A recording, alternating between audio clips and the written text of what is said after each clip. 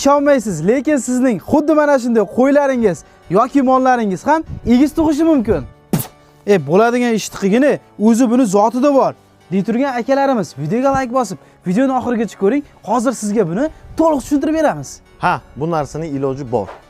Siz kanalga obuna bo'lib qo'ying, men esa sizga buni hozir tushuntirib o'tib ketaman. U narsani siz nafaqat qo'yda, balki mana shunaqa mol, quyon va hattoki uy hayvonlarida ham qo'llasangiz bo'ladi.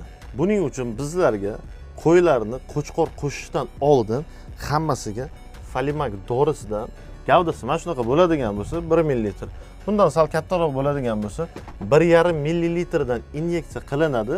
3-4 kun o'tkazib yana bir marta inyeksiya qilinadi. Produktivnostni oshirish maqsadida обязательно trivit vitaminidan foydalanadi. Ichida E vitamini tuxumdonlarni stimullab beradi. Mollarga keladigan bo'lsak, mana shunaqa bahaybat sigir bo'ladigan bo'lsa 3 ml kuyikkandan keyin 12-kunda va 16-kunda 2 marta 3 ml dan inyeksiya qilinadi teri osti yoki muskul orasiga va 18-kun yoki 21-kunda esa qochiriladi.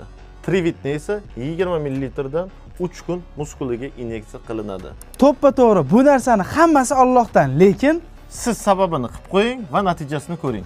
Bu videoni xuddi mana shunday qo'y yoki mol boqadigan do'stlaringizga jo'natib qo'ying.